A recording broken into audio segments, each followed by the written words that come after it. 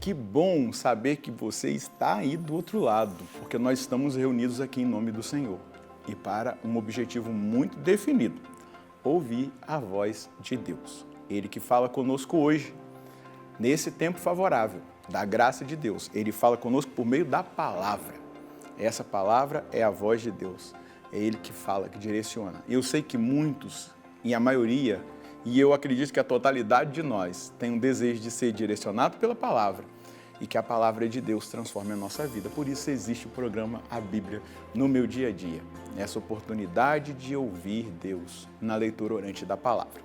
Mas para que seja fixada em nós a voz de Deus e nós a compreendamos e tenhamos capacidade para colocá-la em prática, vamos suplicar juntos o Espírito Santo.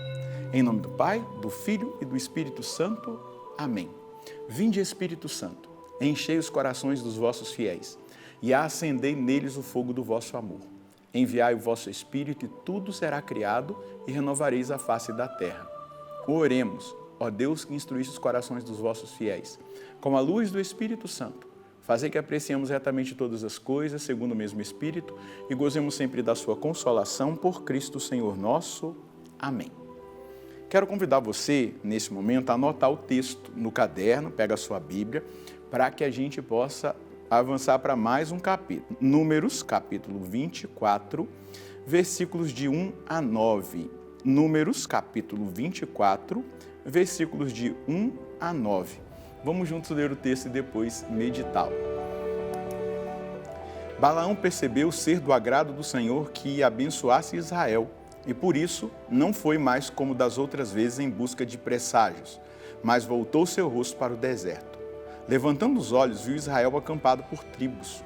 O Espírito de Deus veio sobre Balaão, e ele proferiu o seu poema e disse: Oráculo de Balaão, filho de Beor, oráculo do homem que tem os olhos abertos, oráculo daquele que ouve as palavras de Deus, que vê o que o poderoso lhe faz ver, que cai em êxtase e tem os olhos abertos.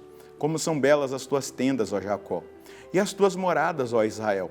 Como vales elas se estendem, como jardins ao longo do rio, como aloés que o Senhor plantou, como cedros junto às águas. A água transborda de seus cântaros e a sua semente é copiosamente irrigada. Seu rei é maior que Agag. Seu reino está em ascensão. O Deus que o libertou do Egito tem a força de um búfalo.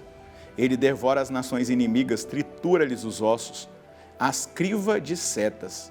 Deita-se, repousa como um leão ou como uma leoa. Quem o despertará? Bendito quem te abençoar, maldito quem te amaldiçoar.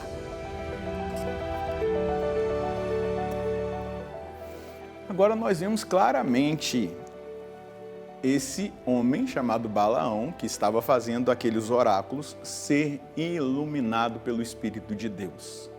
Deus estava falando com ele, Deus estava dando direções para ele, mas a gente ainda o via ali titubeante, porque ele aceitava, claro, permissão de Deus, mas ele aceitava fazer ali os altares, os 7 altares. Por 3 vezes foi feito assim, tentando manipular ali. Na verdade, quem estava tentando era Balaque, mas Balaão cedeu. Mas agora não. Agora nós vemos Balaão, iluminado pelo Espírito de Deus. Ele olha para o deserto e quando ele contempla Israel, aí o Espírito vem e o ilumina. O Espírito vem e fala através dele com uma linda canção. Veja só o que aqui nós acabamos de ler, não é? Então Balaão percebeu que agradava aos olhos do Senhor que ele abençoasse Israel. Veja só, então ele percebe, não há negociação. Israel é um povo abençoado e que tem que ser também abençoado por Balaão. E aí ele vai ter uma atitude diferente. Não foi como das outras vezes em busca de presságios, mas voltou o seu olhar para o deserto. Levantando os olhos, viu Israel acampado, segundo as suas tribos.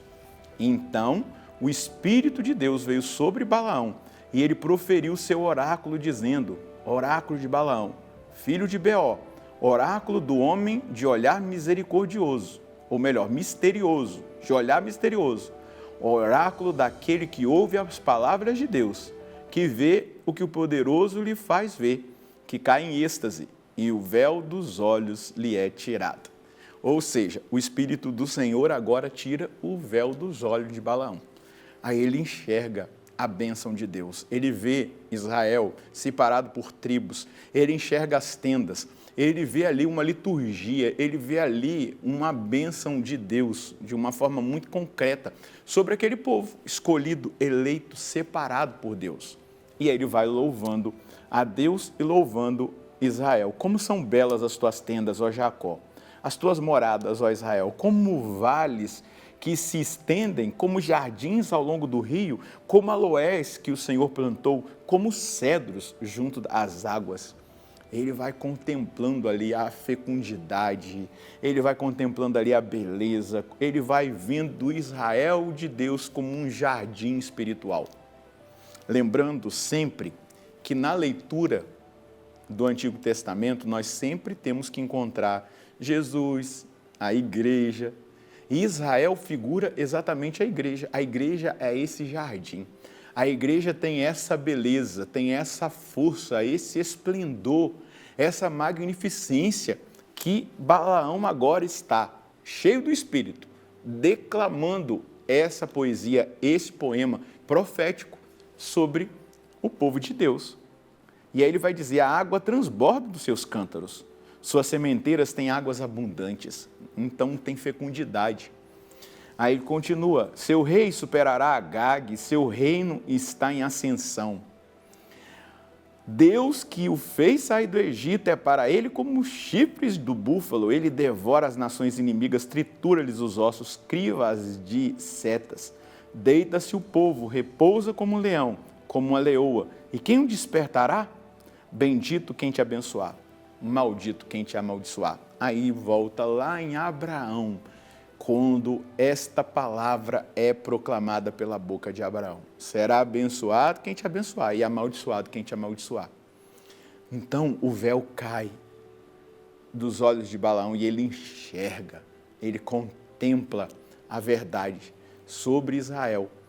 Agora ele não está mais procurando ali um presságio, um oráculo para dizer não. Ele está cheio do Espírito Santo. E ele está reconhecendo aquilo que é a escolha, aquela que é a escolha de Deus sobre Israel.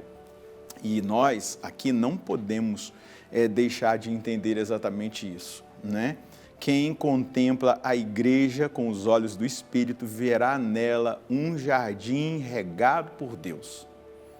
Meu Deus, quando a gente contempla a igreja de Jesus Cristo, que beleza foi nesses últimos meses, né? Começando lá depois da Páscoa, na oitava de Páscoa, na segunda da oitava, quando o Papa Francisco faleceu, saudoso já para nós.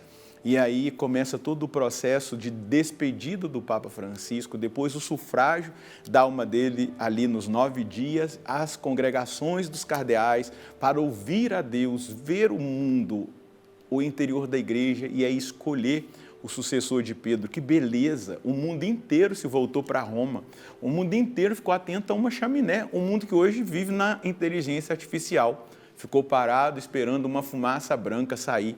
Uma coisa arcaica, como eles mesmos dizem que a igreja é arcaica, mas eles estavam extasiados, esperando a fumaça branca para ver quem era o homem de branco, que Nossa Senhora lá em Roma, Nossa Senhora da Revelação, disse para o Bruno, né, o vidente, existem 3 amores brancos na igreja, o branco da Eucaristia, o branco da Imaculada e o branco da veste do Santo Padre, que nós devemos amar.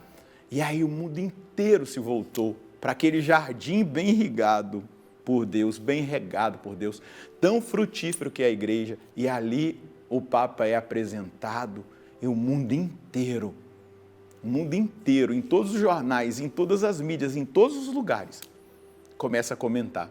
Leão XIV, aquele que antes era, não é, o cardeal Robert Francis Prevost, né? Então, a gente vê exatamente a beleza quando a gente contempla os 7 sacramentos, desde o nascimento até até a hora derradeira. A igreja acompanha o fiel nos sacramentos, a unção dos enfermos ou a extrema unção que é dada para aquele que está ali, né, fazendo quase a sua Páscoa, a beleza do sacramento da confissão, a Eucaristia, e aí tudo que a igreja tem para nós, a comunhão dos santos, a presença da Virgem Maria, a palavra de Deus que não é de interpretação pessoal, mas da igreja.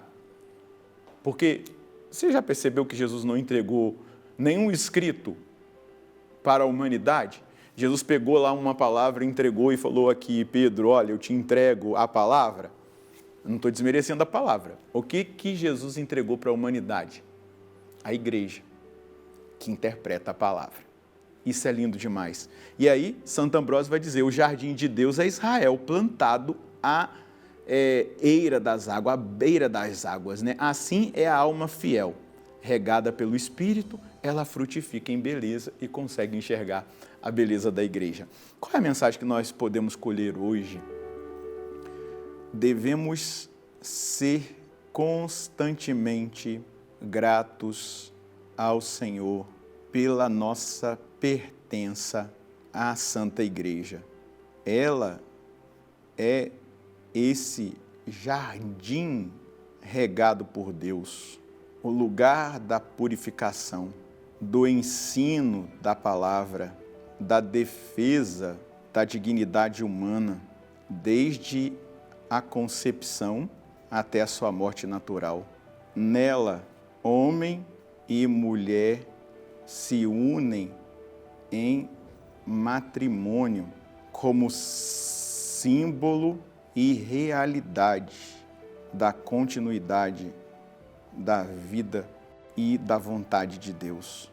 A gratidão por tão grande dom que é a Mãe Igreja não deve sair do nosso coração e dos nossos lábios.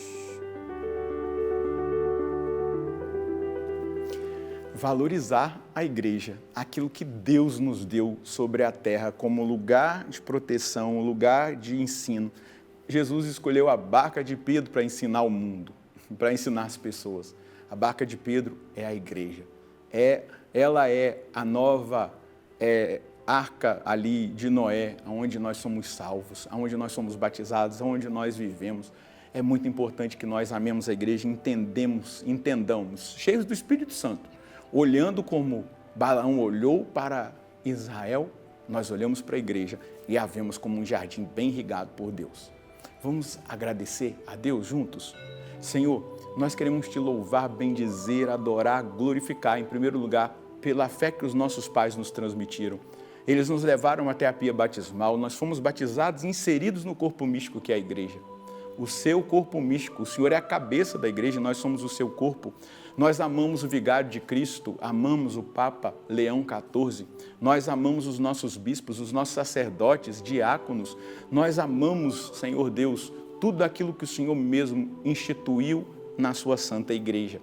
E o Senhor entregou a igreja para a humanidade, o Senhor entregou esse jardim regado pelo Senhor para a humanidade. Foi o que o Senhor disse. Tu és Pedro, sobre esta pedra eu edificarei a minha igreja e as portas do inferno nunca prevalecerão contra ela. E eu agradeço ao Senhor junto com esses meus irmãos por ser católico. E eu peço ao Senhor que aqueles que não são católicos possam ser iluminados como Balaão foi iluminado e possam enxergar a igreja do Senhor, a igreja católica, como esse jardim bem regado pelo Senhor. Amém. É exatamente isso. A alegria de ser católico e sempre a decisão de louvarmos, glorificarmos e exaltarmos a Deus por esse grande dom, mas também de pedir ao Espírito Santo que ilumine aqueles que ainda não enxergam a Mãe Igreja que quer acolher e fazer com que esses filhos caminhem na direção da salvação. Essa é a nossa missão. Deus abençoe você, Deus abençoe a sua família. Nós nos encontraremos no próximo programa, se Deus quiser, no nome do Pai, do Filho e do Espírito Santo. Amém.